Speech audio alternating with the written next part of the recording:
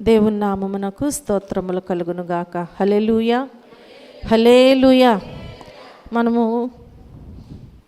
2 వారాలుగా సమరయ స్త్రీ గురించి మాట్లాడుకుంటున్నాం. ఈరోజు కూడా ఆ సమరయ స్త్రీ గురించి మనము మాట్లాడుకుందాం. దేవుని వాక్యములో యోహాను సువార్తలో 4వ అధ్యాయములో సమరయ స్త్రీ గురించి వ్రాయబడుచున్నది. మరి ఆ స్త్రీ గురించి మనము మాట్లాడుకొనుచు ఉంటున్నాం. కాబట్టి ఈరోజు మనం జ్ఞాపకం చేసుకుంటే ఈ చివరగా మనం చూసినట్లయితే సమరయ స్త్రీ అంటే ఒక గొంగళి పురుగు అన్నమాట. సమరయ స్త్రీ గొంగళి పురుగుతో మనం పోల్చుకోవచ్చు. చూడండి, మనం కొన్ని రోజుల నుంచి సమరయ స్త్రీ గురించి ధ్యానం చేస్తూ ఉంటున్నాం. దేవుడు మనతో మాట్లాడుచూ ఉంటున్నారు. అయితే వాక్యము ఏమని మనకు బోధిస్తుంది, ఏమని మాట్లాడుచున్నది అంటే ఈ యెహెజ్కేలు గ్రంథము 18వ అధ్యాయము 23వ వచనములో మనకి తెలియచేపరచబడుచున్నది కదా. దుష్టులు మరణము నొందుట చేత నాకేమాత్రమైన సంతోషము కలుగునా అంటుంది. ఎవరంట? దుష్టులు. ప్రియమైన దేవుని బిడ్డలారా, వాక్యము మనతో మాట్లాడుచున్నది కదా. దుష్టులు మరణము నొందుట చేత నాకేమాత్రమైన సంతోషము కలుగునా, వారు తమ ప్రవర్తనను దిద్దుకొని బ్రతుకుటయే నాకు సంతోషము, ఇదే ప్రభువగు యెహోవా వాక్కు. అంటే దేవుడు ఏం కోరుకుంటున్నారు అనేది మనకి ఇక్కడ బయలుపరచబడుతుంది. ఏం కోరుకుంటున్నారు? మనము దుష్టత్వము నుంచి విడుదల పొందకుండా మరణించటము ఆయనకు ఇష్టం లేదు. అంటే అందరూ కూడా ఇప్పుడు ఏమని దేవుని ఉద్దేశం అంటే అందరూ కూడా అంతటా అందరూ మారు మనసు పొందాలని. కాబట్టి దేవుడు అంటున్నాడు కదా, వారి ప్రవర్తనను దిద్దుకోవాలి అంటున్నారు. దేవునికి ఏం కావాలంట? ఏం కావాలి? వారు తమ ప్రవర్తనను దిద్దుకోవాలి. అంతేగాని దుష్టత్వములో ఉండి మరణించటము ఆయనకి ఇష్టము కానే కాదు. కనుక వారు తమ ప్రవర్తనను దిద్దుకొని బ్రతకటమే నాకు సంతోషము. అంటే మన దేవునికి మనం ఎలా ఉంటే సంతోషంగా ఉంటారు? మనము మారు మనసు పొంది రక్షించబడాలి. అంటే మన ప్రవర్తనను సరిచేసుకోవాలి. అంటే దేవునికి ఇష్టలుగా మనము బ్రతకాలి. అప్పుడే దేవునికి సంతోషము. మనలను బట్టి, మన ప్రవర్తనను బట్టి, మన క్రియలను బట్టి, మన నడవడికను బట్టి, మన జీవిత విధానమును బట్టి ఎవరు సంతోషిస్తారంట? ఇదే దేవునికి కావలసినటువంటి ఆశ ఉన్నది. హల్లెలూయా, హల్లెలూయా. చాలా తరచుగా కొందరు ఏమని అంటూ ఉంటారంటే, మనం జ్ఞాపకం చేసుకుంటే అంటే కొన్ని మాటలు ఏమంటారంటే, వారు తమ ప్రవర్తనను దిద్దుకోరు కానీ దేవుని సన్నిధిలో వారు మాట్లాడేటువంటి మాటలు ఏంటంటే, నాకు దేవుడు బాగా అర్థమయ్యారు కానీ ఈ దేవుని వాక్యమే నాకు అర్థం కావట్లేదు అంటారు. ఎవరు అర్థమయ్యారంట? దేవుడు అర్థమయ్యారు కానీ ఏం అర్థం కావట్లేదు? వాక్యం మాత్రం నాకు అర్థం కావట్లేదు అంటారు. అలాగే మరికొందరు ఏమంటారంటే, నాకు దేవుని వాక్యం చాలా బాగా అర్థమవుతుంది కానీ ఎవరు అర్థం కావట్లేదు? దేవుడు మాత్రము అర్థం కావట్లేదు అంటారు. ఏంటి అసలు వీళ్ళ ఉద్దేశము? మనం జ్ఞాపకం చేసుకున్నట్లయితే దేవుడు అర్థమవుతున్నాడు కానీ వాక్యం అర్థం కావట్లేదు, అలాగే వాక్యం అర్థమవుతుంది కానీ దేవుడు అర్థం కావట్లేదు అని అంటారు. మరి మనం జ్ఞాపకం చేసుకుంటే ఈ మాట అసలు కరెక్టా అంటే ఎంత మాత్రము కూడా కరెక్ట్ కానే కాదు. అసలు ఈ మాటే కరెక్ట్ కాదు. కాబట్టి మనం చూస్తే దేవుడు అలాగే దేవుని వాక్యము, దేవుని వాక్యము ఎప్పుడూ కూడా సమాంతరంగానే ఉంటాయి. అవునా? వారిలో ఏమన్నా విభేదాలు ఉంటాయా? నేను ఎక్కువ నేను తక్కువ అనేది ఉంటుందా? లేదు అసలు. అంటే మన మనసు, మన ఆలోచన కరెక్ట్గా లేదని చెప్పి మనం జ్ఞాపకం చేసుకోవాలి. దేవుని వాక్యం ఎప్పుడు కూడా ఎలా ఉంటుంది? సమాంతరంగానే ఉంటాయని చెప్పి మనము జ్ఞాపకం చేసుకోవాలి. హల్లెలూయా. మనం పూర్తిగా దేవునిని తెలుసుకోవటానికి ప్రస్తుతము మనం జ్ఞాపకం చేసుకుంటే మన దగ్గర ఉన్నటువంటి ప్రధానమైన ఆధారము ఏంటి అని మనం చూస్తే ఈ దేవుని వాక్యమే. హల్లెలూయా. ఈ దేవుని వాక్యమే మనకు ప్రధానమైన ఆధారం అని చెప్పి మనం జ్ఞాపకం చేసుకోవాలి. చూడండి, దేవుని గుణలక్షణాల గురించి తెలుసుకోవాలా, ఒకవేళ దేవుని యొక్క గుణలక్షణాలను గురించి తెలుసుకోవాలా అంటే ఇప్పుడు ఏం చేయాలండి? దేవుని వాక్యమే చెబుతుంది. ఎవరు చెప్తారు? ఆయన గుణలక్షణాలు ఎవరు చెప్తారు? అసలు మనం వివరించగలమా? లేదు. అసలు ఎవరు చెప్తారు అంటే దేవుడు అంటే వాక్యం మాత్రమే చెబుతూ ఉంటుంది. అలాగే దేవుని ప్రేమ యొక్క పరిధి ఎంతో తెలుసుకోవాలా, అది కూడా ఎవరు చెప్తారు? చెప్పాలి, వాక్యమే చెబుతుంది. అలాగే మనం చూస్తే దేవుని కోపము యొక్క తీవ్రత ఎంతో తెలుసుకోవాలంటే అది కూడా వాక్యమే చెప్తుంది. ఈ లోకములో నీవు దేవుని గురించి ఏది తెలుసుకోవాలన్నా, దేవుని కృప యొక్క వైశాల్యం ఎంతో, అంటే ఎంత పెద్దగా ఉందో ఆయన కృప అనేది నీవు తెలుసుకోవాలన్నా కూడా అది ఎవరు చెప్తారు? వాక్యం మాత్రమే చెబుతుంది. దేవుని నమ్మకత్వం యొక్క దృఢత్వము ఎంతో తెలుసుకోవాలి అన్నా అది కూడా వాక్యమే. దేవుని జ్ఞానము యొక్క లోతు ఎంతో తెలుసుకోవాలన్నా అది కూడా వాక్యమే చెబుతుంది. దేవుని పరిశుద్ధత యొక్క ఉన్నతి ఎంతో తెలుసుకోవాలి అన్నా అది కూడా ఎవరు చెప్తారు? వాక్యం మాత్రమే చెబుతుంది అని చెప్పి నేను మీకు మనవి చేస్తున్నాను. దేవుని గురించి మీరు ఏమి తెలుసుకోవాలన్నా సరే, సరిగ్గా ప్రతిదీ కూడా ఏది తెలుసుకోవాలన్నా ఎక్కడికి వెళ్ళాలి అంటే సులువుగా అద్భుతముగా ఉన్నది ఉన్నట్లుగా చెప్పేది ఏంటి అంటే బైబిల్ మాత్రమే. నీవు కరెక్ట్గా బైబిల్ చదివి వాక్యాన్ని అర్థం చేసుకుని బైబిల్ ప్రకారముగా నీకు జీవిస్తే అంత అర్థమవుతుంది. దేవుడు అర్థం కావట్లేదు అంటే ఇప్పుడు నీలో ఏమి లేదు? బైబిల్ లేదు అసలు నీలో. బైబిల్ చదవట్లేదు, వాక్యం అర్థం కావట్లేదంటే ఏంటి? అసలు నువ్వు బైబిల్ని చదవట్లేదు. కాబట్టి ప్రియమైన దేవుని బిడ్డలారా, నీకు ప్రతిదీ ఏది తెలియాలి అన్నా నువ్వేం చదవాలి? వాక్యము చదవాలి, బైబిల్ చదవాలి. చూడండి, ఆ దేవాది దేవుణ్ణి చూడాలని మనవి చేసి కోరుకున్నాడు. దేవుణ్ణి చూడాలని ఏం చేశాడు?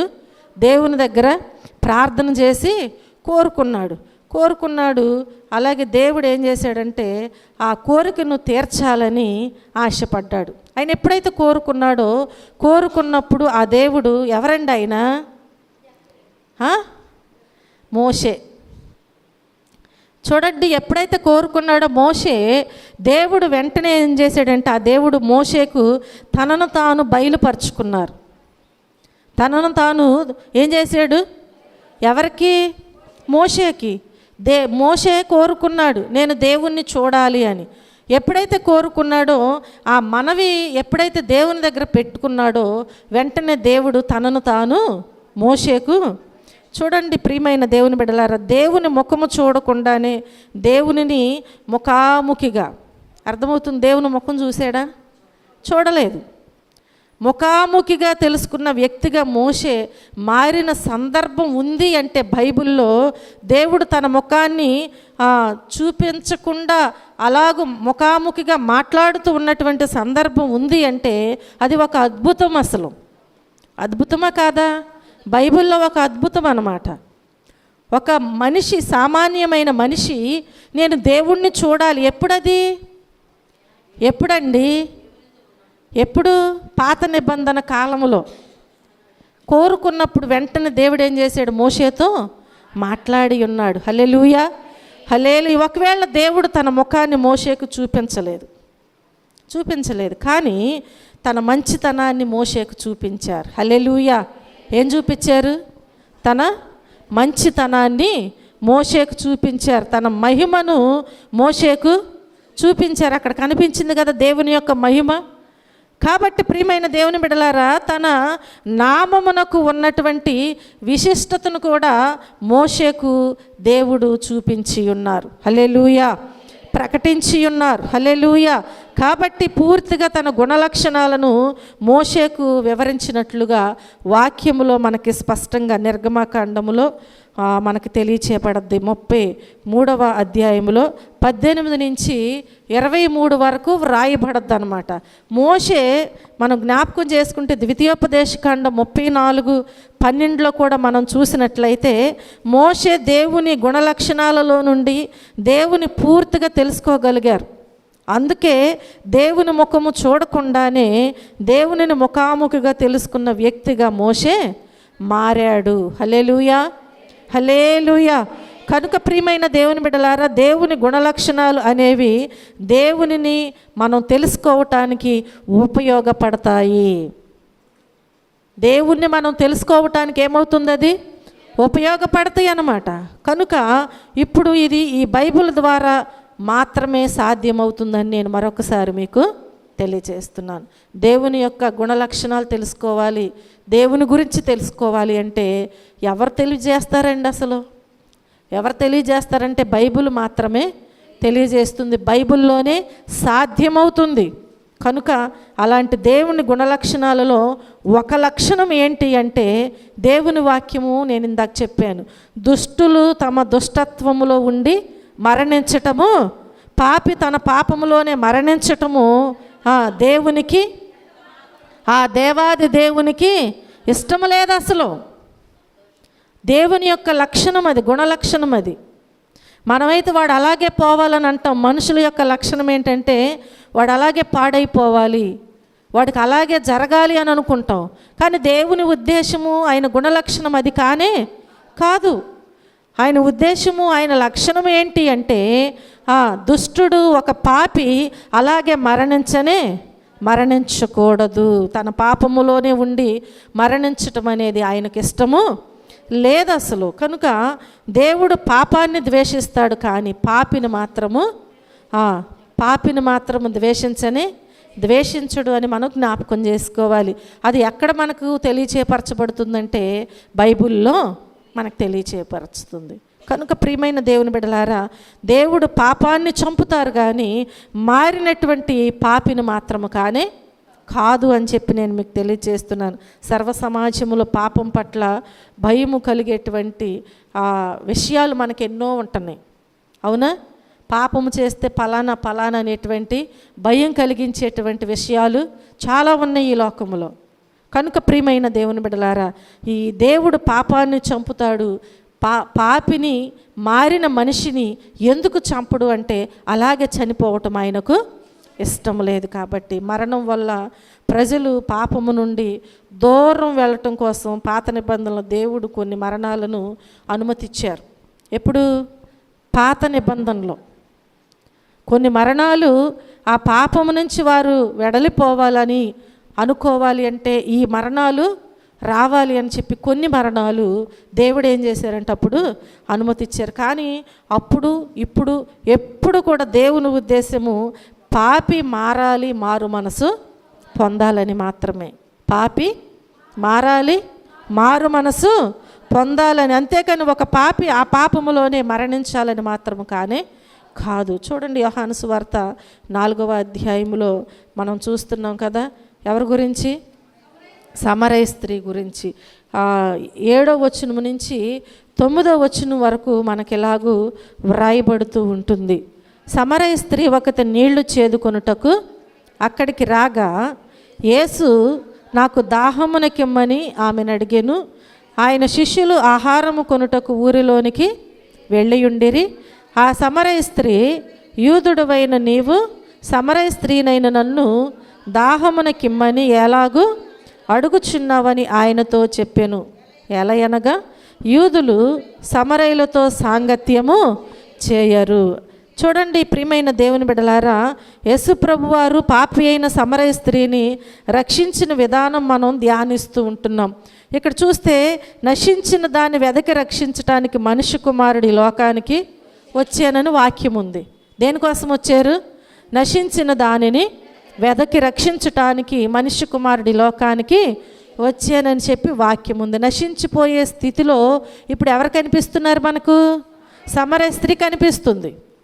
కాబట్టి ఈ నశించిపోయే స్థితిలో ఉన్న సమరయ స్త్రీని రక్షించినటువంటి యేసయ్య మనం జ్ఞాపకం చేసుకుంటే, మొన్న చెప్పారు కదా, నాయేను విధవరాలు కుమారుణ్ణి బ్రతికించినటువంటి యేసయ్య. అలాగే ఎవరిని రక్షించారు? ఇంకా జక్కయ్యను పలకరించి, జక్కయ్యను దేవుడే పలకరించారు. జక్కయ్యను పలకరించి రక్షించినటువంటి యేసయ్య మనకి ముగ్గురు కనిపిస్తూ ఉంటున్నారు. ఈ యేసయ్య ఇప్పుడు ఏం చేస్తున్నారంటే నిన్ను కూడా సరైన సమయంలో దర్శించాలని ఆశపడుచున్నారు. హల్లెలూయా. దర్శించబోతున్నారు కూడా సరి అయిన సమయంలో. చూడండి, సమరయ స్త్రీని దర్శించడానికి ఒక సమయం ఎన్నుకున్నాడు దేవుడు. నాయీన్ అనేటువంటి విధవరాలు యొక్క కుమారుణ్ణి బ్రతికించటానికి ఒక సమయం ఏర్పాటు చేసుకున్నారు. జక్కయ్యను పలకరించి రక్షించటానికి దేవుడు ఒక సమయం ఏర్పాటు చేసుకున్నారు. అలాగే ఈరోజు నిన్ను కూడా దర్శించి సరి అయిన సమయంలో నీతో మాట్లాడటానికి, దర్శించటానికి ఆయన ఇష్టపడుతూ ఉంటున్నారు. హల్లెలూయా. అయితే గమనించవలసినటువంటి ఏంటిదంటే దేవుని పని ఆ దేవుని సమయంలో దేవుని ప్రణాళిక చొప్పున అది జరుగుతూ ఉంటుంది. హల్లెలూయా. ఆయన పని ఏం చేస్తాడంటే నువ్వు కోరుకున్నప్పుడు, నేను కోరుకున్నప్పుడు కాదది. దేవుడు ఒక పనిని ఏర్పాటు చేసుకున్నప్పుడు, ఒక పనిని జరిగించాలని ఆశపడినప్పుడు దేవుడు ఏం చేస్తారంటే ఆ దేవుని పని దేవుని సమయంలో దేవుని యొక్క ప్రణాళిక ప్రకారము జరుగుతుంది అని చెప్పి మనము జ్ఞాపకము చేసుకోవాలి. చూడండి, నేను ఇందాక చెప్పాను, సమరయ స్త్రీ ఒక గొంగళి పురుగుతో మనము పోల్చుకోవచ్చు. కాబట్టి సమరయ స్త్రీని బైబిల్ పండితులు ఏమని అంటూ ఉంటారంటే గొంగళి పురుగుతో పోలుస్తూ ఉంటారు. గొంగళి పురుగు అందరికీ తెలుసు కదా, దానితో పోలుస్తారు. గొంగళి పురుగు లాగానే మార్చబడిన జీవితం ఎవరిది అంటే సమరయ స్త్రీది. హల్లెలూయా. మొదటగా మనము గొంగళి పురుగు మనం చూస్తే ఆ పురుగు కోసం కొంత మనం జ్ఞాపకం చేసుకుంటే అసలు ఇది ఎవరికైనా ఇష్టం ఉంటుందంటే ఎవరికి ఇష్టం ఉండదు. ఎవరన్నా ఇష్టపడతారా? గొంగళి పురుగుని ఎవరు ఇష్టపడరు. గొంగళి పురుగు ఇష్టం లేనటువంటి ఒక అసహ్యమైనటువంటి పురుగు అది, ఒక అసహ్యమైన పురుగు అది. ఒంటి నిండా కూడా ఏముంటుంది, దానికి ముళ్ళు ఉంటాయి అన్నమాట. ఒంటి నిండా కూడా చూడండి, ముట్టుకుంటే చాలేక అవన్నీ గుచ్చుకుపోతాయి మనకి. ఆ నూగంత ఏమవుతుంది, మనకి గుచ్చుకుంటూ ఉంటుంది. చూస్తే చాలు దాన్ని చంపాలి అనిపిస్తుంది. చూసి ఏమోలే పోని అదే పోద్దలని ఎవరన్నా వదులుతారా? ఎవరు వదిలిపెట్టరు. చూడగానే దాన్ని ఏమనుకుంటారు, చంపేయాలి. చూడగానే దానిని చంపాలి అని చెప్పి అనుకుంటూ ఉంటారు. ప్రియమైన దేవుని బిడ్డలారా, పిల్లలు దాన్ని చూస్తే భయపడుతూ ఉంటారు కూడా. పిల్లలు చూస్తే దాన్ని భయపడుతూ ఉంటారు. చివరికి పక్షులు కూడా వాటిని తినటానికి ఇష్టపడవు.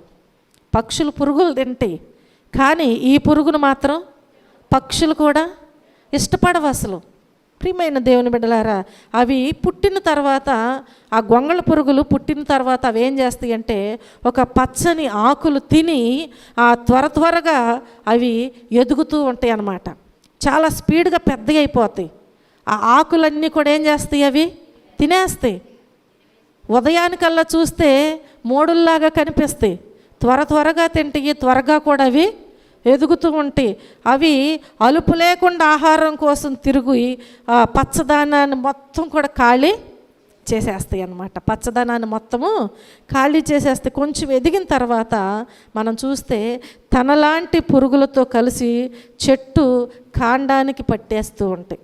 చెట్టు కాండానికి పట్టి మొదటగా అదేం చేస్తుంటే చెట్టు బెరడును, తర్వాత మొక్కలో ఉన్న జీవాన్ని పీల్చివేస్తూ ఉంటాయి. వాటి యొక్క గుణలక్షణాలు అన్నమాట. అవి పీల్చివేస్తే తర్వాత మనం చూస్తే ఈ రకంగా మొక్కలన్నీ కూడా పాడు చేసేస్తుంది. ఒక రకమైనటువంటి పాడు చేసేటువంటి ఒక రకమైన చీడ పురుగు అనుకోవచ్చు కదా. మనం కొన్ని చెట్లు మన ఇళ్ళ దగ్గర ఉన్న వాటిని అవి ఏం చేస్తాయి, పాడు చేసేస్తాయి. దీనిని మనం చూస్తే ఒక చీడ పురుగు. ఇంతవరకు వీటిని చంపటానికి మందు కనిపెట్టారా? ఆ నీళ్ళని ఈ నీళ్ళని పోస్తారు, కానీ అవి చావు అసలు. వాటికి మందు కనిపెట్టట్లేదు. ప్రియమైన దేవుని బిడ్డలు, అయితే గొంగళ పురుగు పెద్దదైన తరువాత మనం చూస్తే దానికి ఒక రకమైనటువంటి భయంకరమైనటువంటి నిద్ర వస్తుందంట. పెద్దదైన తర్వాత ఏమవుతుంది, ఒక రకమైన భయంకరమైన నిద్ర ముంచుకొచ్చేస్తుందంట. అప్పుడు దాకా అదేం చేసింది, చెట్లన్నీ ఆకులన్నీ పాడు చేసేసింది, త్వరగా తినేసింది, ఎదిగేసింది కదా. ఇప్పుడు దానికి భయంకరమైన నిద్ర ముంచుకొచ్చేస్తుంది అనమాట. ఈ నిద్ర ముంచుకొచ్చిన తరువాత ఇదేం చేస్తుందంటే దానికోసం అనువైన ప్రాంతం కోసం ఎంతైనా ఎవరైనా సరే తన నిద్రను ఏమాత్రం కూడా భంగం కలిగించినటువంటి ప్రదేశాన్ని ఏర్పాటు చేసుకుంటుంది. తెలుసా మనకి? ఏర్పాటు చేసుకుంటుందా? చేసుకోదా? తెలీదా? అయ్యయ్యో, చూడండి, ఎప్పుడన్నా స్లాబ్ చూడండి, అక్కడేం కనపడతాయి మనకి?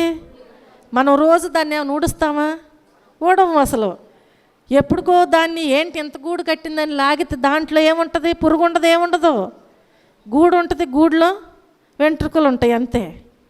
అది ఎంత తెలివిగలది అంటే అసలు ఎవ్వరు కూడా దాని యొక్క నిద్రను భంగం చేయనటువంటి ఏం చేస్తుంది అనమాట, ప్రాంతాన్ని ఎన్నుకుని అక్కడ తన నోటి నుండి లాలాజలంతో తన చుట్టూ ఒక గూడుని కట్టేసుకుంటుంది అనమాట. తన నోట్లో ఉన్న లాలాజలంతో అదేం చేస్తుంది, చక్కగా ఒక గూడుని, ఎవ్వరు కూడా దానిని ఏమీ చేయలేరన్నమాట. చక్కగా దాని ఒక గూడు కట్టుకుని ఒక్కసారి గూడులోనికి వెళ్ళిన తర్వాత ఆహారాన్ని, లోకాన్ని మర్చిపోయి సుదీర్ఘమైనటువంటి నిద్రపోతూ ఉంటుంది. ఎందుకనంటే ఆ గూడి లోపల నుంచి మనకు అది కనపడను కూడా కనిపించదు. లోపలికి వెళ్ళి తన లాలాజలంతో దానిని సరిచేసేసుకుంటుంది అనమాట. ఇక అక్కడ ఎవ్వరు కూడా దానికి భంగం కలిగించకుండా అది ఇంక ఈ లోకం వైపు చూడకుండా అక్కడ ఏం చేస్తుంది అనమాట, మంచిగా హాయిగా నిద్రపోతూ ఉంటుంది. ఆ నిద్రలో తనకు ఒక రూపాంతరం జరుగుతుంది. హల్లెలూయా, హల్లెలూయా. చూడండి, నవజీవనం కలుగుద్ది అనమాట. ఇక అప్పుడు నవజీవనం అనేది కలుగుతుంది. గొంగళ పురుగుగా ఇక చనిపోద్ది అక్కడ. కొన్ని దినాలు అక్కడే ఉండి ఆహారం మానేసి లోకాన్ని చూడకుండా లోపలే ఉండి తనేం చేస్తుందంటే తన రూపాన్ని మార్చి వేసుకుంటుంది. ప్రియమైన దేవుని బిడ్డలారా, అది గొంగళ పురుగుగా ఇక చనిపోయి ఒక అందమైనటువంటి సీతాకోక చిలుకగా అది బయటికి వస్తూ ఉంటుంది. హల్లెలూయా, హల్లెలూయా. నేల మీద చెట్ల మీద ప్రాకే పురుగు అది, అవునా? నేల మీద చెట్ల మీద మాత్రమే పాకుద్ది ఆ గొంగళి పురుగు. కానీ ఇప్పుడేం చేస్తుంది? అది ఆకాశంలో రెక్కలతో ఎగురుద్దిక, అవునా? ఇది ఎక్కడ ఎగురుద్ది ఇప్పుడు? ఈ ప్రాకే పురుగు దానికి ఒక 2 రెక్కలు వచ్చేస్తున్నాయి కదా, అది రెక్కలతో చక్కగా ఎగురుతూ ఉంటుంది. ఒకరోజు అందరూ తను చూసి అసహించుకొని గొంగళ పురుగు మరలా చూడాలనిపించేటట్లుగా అనుకోనటువంటి పరిస్థితుల్లో ఉండేటువంటి ఈ పురుగు ఇప్పుడు ఎప్పుడైతే రెక్కలతో బయటకు వచ్చిందో ఇప్పుడు పిల్లలందరూ ఏం చేస్తారండి? ఇది గొంగళ పురుగు అని అనుకుంటారు ఎవరైనా? అందరూ ఇష్టపడతారు. ఇప్పుడు తన రూపాన్ని మార్చుకుంది, నిద్రపోతూ ఆహారాన్ని మానివేసి ఒక చక్కటి రూపాన్ని, అంటే ఒక రూపాంతరము చెంది బయటకు వచ్చిన తర్వాత ఆనాడు అసహించుకున్న వారందరూ కూడా ఇది అది అని అనుకోరు. ఇంకా ఇప్పుడు దాన్ని ఏం చేస్తారంటే అందరూ ఆకర్షితులైపోతూ ఉంటారు. హల్లెలూయా, హల్లెలూయా. పిల్లలు చూసి జడుసుకునే పురుగు ఇప్పుడు ఏం చేస్తుంది? పిల్లలు తన వెంటపడే విధంగా మారిపోయింది. పిల్లలు చూసి చక్కగా ఆడుకోవాలి అని చెప్పి ఆకర్షించుకునే రీతిగా తన జీవితాన్ని మార్చుకుంది. హల్లెలూయా. అలా మారడానికి చాలా శ్రమ పడిందా లేదా? శ్రమ పడిందా? చూడండి, ఆహారం మానేసింది, తన లాలాజలముతో చక్కటి గూడును కట్టుకుని అదేం చేసిందంటే లోకములో ఉన్న వాటిని అప్పటి వరకు ఏదైతే కావాలని ఎక్కువగా తినేసి పెద్దదైపోయిందో దానిని అసహించుకుంది. ఇక నాకు ఇది వద్దు అనుకుంది. చక్కగా రూపాంతరము. దానికోసం మనం చూస్తే అది ఊరికే వచ్చేటువంటిది మార్పు కాదు, కష్టపడాలి. ఈ గొంగళ పురుగు చాలా కష్టపడింది, శ్రమ పడింది, ఒక మంచి జీవితాన్ని చూడగలిగింది. ఇక సమరయ స్త్రీ జీవితంలో కూడా ఇదే జరిగిందనమాట. అర్థమైంది మీకు? సమరయ స్త్రీ జీవితంలో కూడా ఇదే జరిగింది. ఒకరోజు ప్రజలతో ఎలా ఉందంటే ఒక వ్యభిచారిగా ఉంది. ఇంకా మనం జ్ఞాపకం చేసుకుంటే క్యారెక్టర్ లేని స్త్రీగా, అవునా? ఇంకా చూస్తే మన భాషల్లో బజారు మనిషిగా, ప్రియమైన దేవుని బిడ్డలారా, అంటరాని బానిసగా, అంటరాని దానిగా, అంటే వెలివేయబడినటువంటి దానిగా ఎంచబడినటువంటి ఈ సమరయ స్త్రీ బావి దగ్గర యేసయ్య ఏం చేశారు? ఇప్పుడు ఆమెకి రక్షణ భాగ్యమునిచ్చారు. హల్లెలూయా. బావి దగ్గర యేసయ్య ఏం చేశారనమాట? యేసయ్య దగ్గర ఏముంది? ఇప్పుడు యేసయ్య దగ్గర ఏముందండి? రక్షణ ఉంది. ఆ బావి దగ్గరకు వెళ్ళి ఆ స్త్రీకి ఆ బావి దగ్గర దేవుడు ఏమిచ్చారు? రక్షణ ఇచ్చారు. ఇప్పుడు ఆ స్త్రీ రక్షణ పొందింది. ఆ స్త్రీ రక్షణ పొందిన తరువాత తన పాత జీవితాన్ని అక్కడే విడిచిపెట్టేసింది. అంటే ఏంటది? తన పాపపు కొండను అక్కడే వదిలేసింది. హల్లెలూయా, హల్లెలూయా. చూడండి, భయంకరమైన వ్యభిచారము, అబద్ధాలు, ఎందరినో తన కంటి చూపుతో ఆకర్షించినటువంటి తన మోహపు చూపులు, ఇంకా ఏవేవి అసహ్యమైనవి దేవునికి ఇష్టము లేనివి ఉన్నాయో అవన్నీ కూడా అక్కడే విడిచిపెట్టేసింది. యేసయ్య ఎక్కడైతే దర్శించాడో, ఎక్కడైతే మాట్లాడారో, ఎక్కడైతే రక్షణ ఇచ్చారో అక్కడ వెంటనే తన పాత జీవితాన్ని విడిచిపెట్టేసినట్లుగా మనం చూస్తూ ఉంటున్నాం. అందరూ చేదరించుకున్న సమరయ స్త్రీని ఇప్పుడు అందరూ కూడా కావాలని కోరుకుంటున్నారు. హల్లెలూయా. చూడండి, మారినటువంటి ఈ సమరయ స్త్రీ ఇక ఎక్కడికి వెళ్ళిందండి? గ్రామంలోనికి వెళ్ళిపోయింది. గ్రామానికి ఇప్పుడు ఎలా ఉంది అంటే ఒక రోల్ మోడల్గా మారిపోయింది. అమ్మో, దేవుని బిడ్డ అంటే సమరయ స్త్రీ, ఆమెతో మాట్లాడిన దేవుడు మనతో కూడా మాట్లాడతారంట. ఇప్పుడు ఎవరిని బట్టి వారు మారారు? ఎవరిని బట్టి వచ్చారు దేవుని దగ్గరికి కదా? కాబట్టి మనం జ్ఞాపకం చేసుకుంటే ఒక వెన్నెముకగా మారిపోయినట్లుగా మనం చూస్తున్నాం. హల్లెలూయా. కనీసం నీవు నీ కుటుంబానికన్నా ఉంటున్నావా? చెప్పాలి, అవునా కాదా? మనం పరిశీలన చేసుకోవాలి. సమరయ స్త్రీ మారింది అంటే గ్రామానికే ఒక వెన్నెముకగా ఉంది. కనీసం నీవు నీ కుటుంబానికన్నా ఉంటున్నావా? మనం పరిశీలన చేసుకుని దేవుని దగ్గర ప్రార్థన చేయాలి. ఇంకా నాలో ఏదో లోపం ఉంది ప్రభువా, అందుకే నేను ఇలా ఉండలేకపోతున్నాను, అందుకే నేను ఎవరిని నడిపించలేకపోతున్నాను, నాలో ఇంకా ఏదో ఉంది. అది మనం తెలుసుకోవాలి. దేవుని దగ్గర విడిచిపెట్టాలి, ప్రార్థన చేయాలి. ఆయన నమ్మదగిన దేవుడు, మనకు సహాయము చేసే దేవుడు. హల్లెలూయా.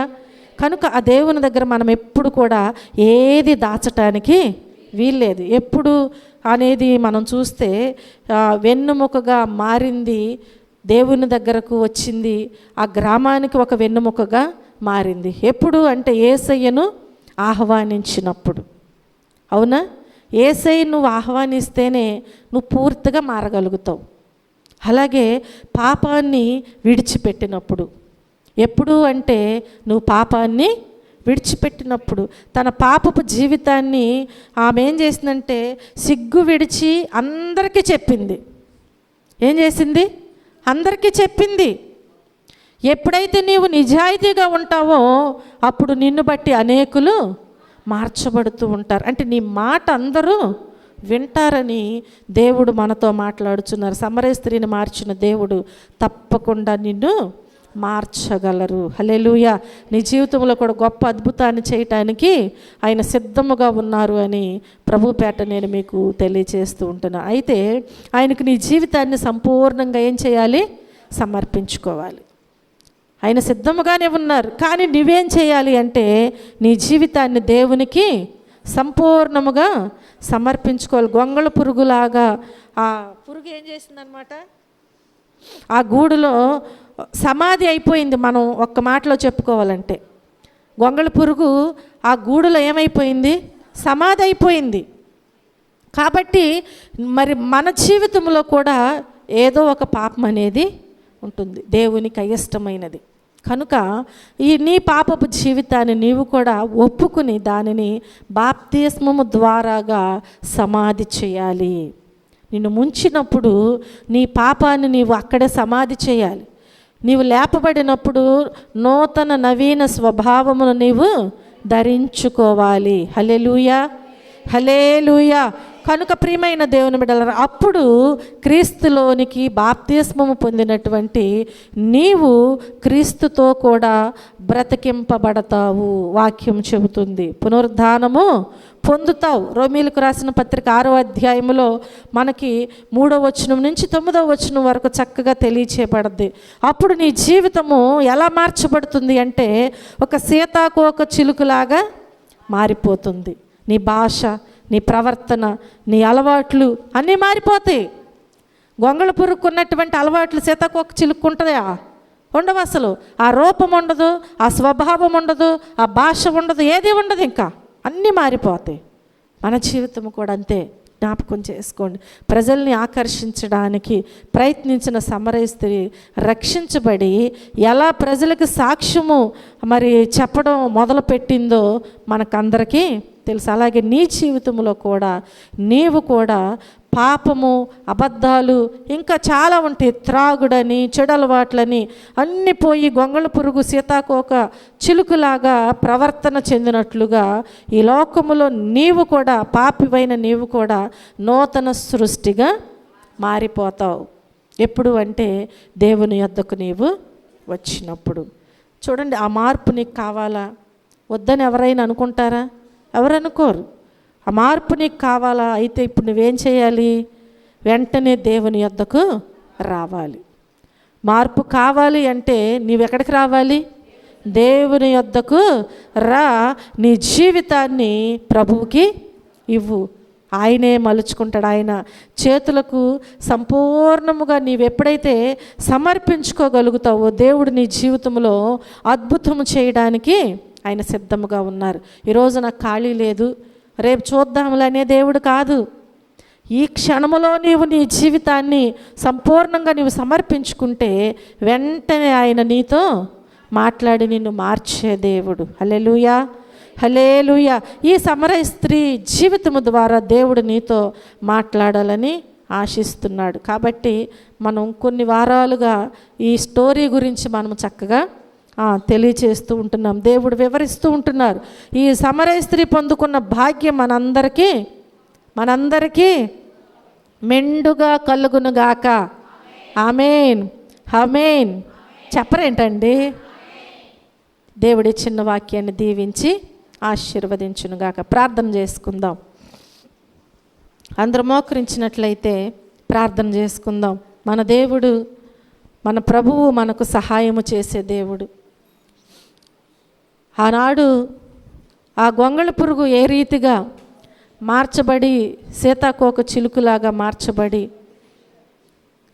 అనేకులను ఆకర్షించుకుందో, ఈ సమరయ స్త్రీ కూడా తన పాపమును విడిచిపెట్టి ఒక మంచి సాక్షిగా మారి ఊరిలోనికి వెళ్ళి ఊరి వారందరినీ కూడా దేవుని యొద్దకు నడిపించగలిగింది. నిజమే, ఈరోజు నీతో మాట్లాడుచున్నాడు దేవుడు.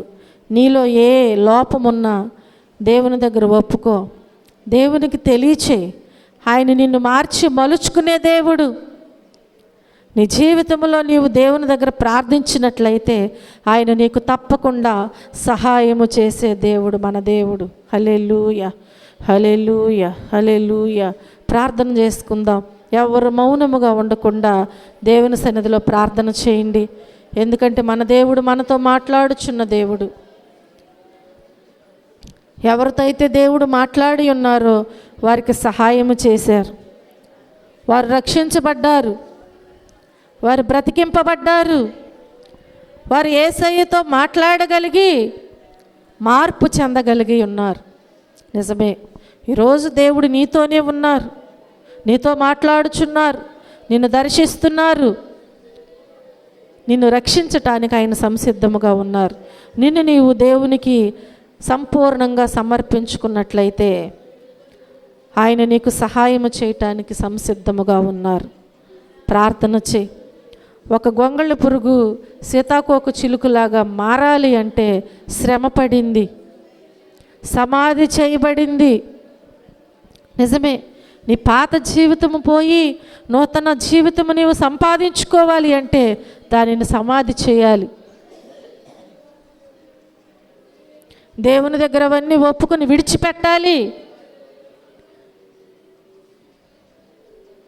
ఆ మార్గములో నుంచి నీవు బయటికి రావాలి. ఆ మార్గాన్ని విడిచిపెట్టి దేవుని మార్గములో నీవు నడుచుకోవాలి. నీ క్రియలు ఎలా ఉన్నవో, నీ నడవడిక ఎలా ఉన్నదో, నీ చూపులు ఎలా ఉన్నవో, దేవునిలో నీ స్వభావము, నీ జీవిత విధానము ఎలా ఉన్నదో పరిశీలన చేసుకుని ప్రార్థన చేయండి. ఆయన సహాయము చేసే దేవుడు. ప్రార్థన చేసుకుందాం. ఎవరు మౌనముగా ఉండకుండా నీ హృదయం విప్పి దేవుని దగ్గర ప్రార్థన చేయి. ప్రార్థన చేసుకుందాం. స్తోత్రములు, స్తోత్రములు, స్తోత్రములు, స్తోత్రములు, స్తోత్రములు తండ్రి.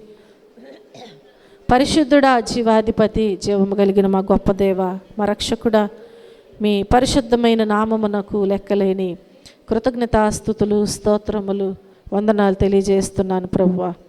అయ్యా, మీ ఉచితమైన కృపను బట్టి, ప్రేమను బట్టి ఈ రాత్రికాల సమయంలో నా ప్రభువా మీరు మాతో మాట్లాడిన మీ వాక్యమును బట్టి మీకు వందనాలు, స్తోత్రములు, స్తోత్రములు. అయ్యా, విన్న వాక్యాన్ని విడిచిపెట్టకనైనా బిడ్డల వారి హృదయములో భద్రపరుచుకుని తిరిగి నెమరు వేసుకునేటువంటి జ్ఞానము, జ్ఞాపక శక్తిని మీరు దయచేయండి.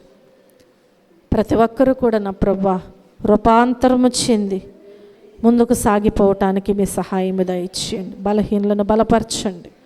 మీ కృపలో జ్ఞాపకం చేసుకుని నాయన నశించిన దానిని వెదకి రక్షించటానికే మనిషి కుమారుడికి ఈ లోకమునకు వచ్చినటువంటి దేవ, ప్రతి ఒక్కరిని కూడా మీరు మార్చండి. మారు మనసు దయచేయండి. రక్షణ భాగ్యమును దయచేయండి ప్రభువా. ప్రతి ఒక్కరితో మీరు మాట్లాడమని అడుగుచున్నాను తండ్రి. మీకు వందనాలు. మీరు మాట్లాడుచున్నప్పుడు అయ్యా విన్న వాక్యమును హృదయములో భద్రపరుచుకుని వాక్యానుసారముగా జీవించటం ఆయన మీరే నేర్పించమని అడుగుచున్నాను తండ్రి. మీకు వందనాలు. బిడ్డలు తిరిగి గృహాలకు వెళ్ళుచుండగా క్షేమముగా తీసుకుని వెళ్ళమని, మీరే మహిమ, ఘనత, ప్రభావములు పొందమని యేసుక్రీస్తు అతి శ్రేష్టమైన నామములో ఈ ప్రార్థనా మనవులు అడిగి వేడుకుని పొందుకొని ఉన్నాము మా పరమ తండ్రి. ఆమేన్.